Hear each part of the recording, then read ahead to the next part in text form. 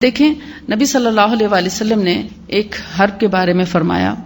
جس کا نام ہے قسط الہندی. اس کے بارے میں آپ نے فرمایا کہ 7 اشفیہ یعنی 7 شفائیں ہیں اس کے اندر. ان 7 شفاؤں کا میں آپ کو تذکرہ کر دیتی ہوں، لیکن میں نے جو اپنی پریکٹیکل لائف میں اپنی کلینکل پریکٹس میں جو اس کو استعمال کیا اور ان کو مزید اور جن بیماریوں میں انہی اعضاء سے ریلیٹڈ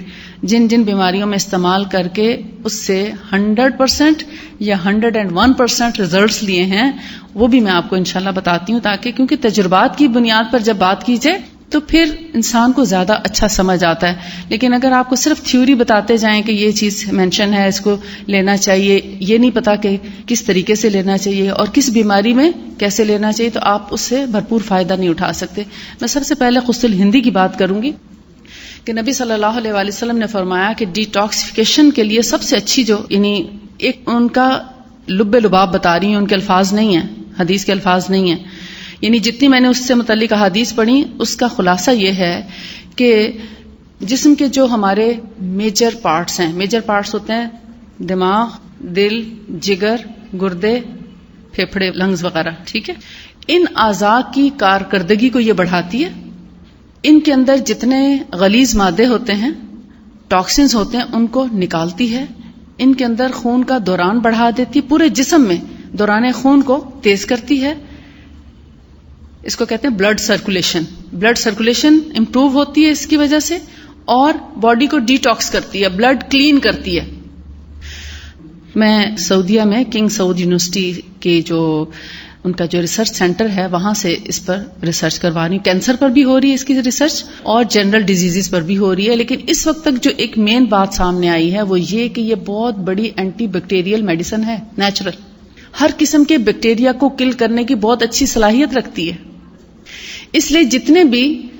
بیکٹیریل انفیکشنز ہوں یا وائرل انفیکشنز ہوں، ایک موٹی سی بات ہے، اس کی وجہ سے چاہے پیٹ خراب ہو جائے یا کنجیشن ہو جائے، گلا خراب ہو جائے، سور تھروٹ ہو یا سکن کے اوپر ریشز ہوں، کہیں بھی ریشز ہے، انفلیمیشن ہے، پین ہے، یہ دونوں دوائیں آپ یاد رکھیے. کھانے کا طریقہ میں انشاءاللہ آپ کو ساتھ ساتھ بتا دوں گی. قسط الہندی اور قسط البحری یہ 2 دوائیں ہیں، یہ دونوں ملتی جلتی ہیں، لیکن چونکہ انسانوں کے مزاج اور انسانوں کی طبیعت مختلف ہوتی ہے تو اللہ تعالیٰ نے ان کے مزاج اور طبیعت کے مطابقت رکھتے ہوئے دونوں دواؤں کا اہتمام کیا کہ گرم مزاج کے لوگ یہ ایک قسم کی لے لیں اور ٹھنڈے مزاج کے لوگ دوسری قسم کی لے لیں. کچھ کے ہاتھ پاؤں جلتے ہوں گے اور کچھ کے ہاتھ پاؤں ٹھنڈے رہتے ہوں گے، ہوتا ہے نا ایسے. اور کچھ لوگ ایسے ہیں کہ اگر ان کو کتنی گرم چیزیں دے دیں کوئی فرق نہیں پڑتا، لیکن بعض لوگ ایسے ہوں گے جن کو چائے پینے سے بھی شاید جلن ہو جائے یا تھوڑی سی مسالہ مرچ تیز ہو تو ان کو جلن ہو جائے گی. تو فرق ہے نا، پیاس زیادہ لگے گی، گھبراہٹ فیل کریں گے اور چاہیں گے کہ کوئی ٹھنڈی چیز لیں تاکہ ان کا کوئی بیلنس ہو جائے جو انہوں نے کوئی گرم چیز، یا گوشت کھانے سے بھی ایون کچھ لوگوں کو تپش ہونا شروع ہو جاتی.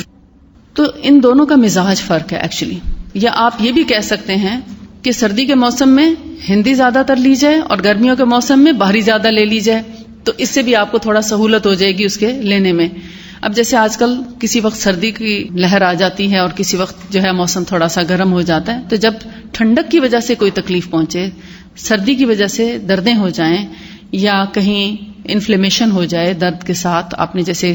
درد بھی ہے مگر اس حصے کو بہت زیادہ جیسے کہتے ہیں نا کام کاج کر کے یوز کیا اور اس کے بعد پھر سویلنگ ہو گئی ہے، انفلیمڈ ہو گئے ہیں جوائنٹس یا کوئی بھی حصہ، پاؤں یا لیگز یا نیز وغیرہ،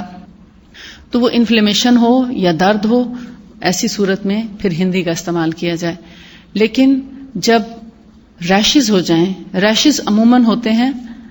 یعنی جیسے کوئی گرم چیز آپ کھائیں تو آپ دیکھتے ہیں پمپلز نکل آتے ہیں، دانے نکل آتے ہیں، کوئی نہ کوئی پھوڑا پھنسی،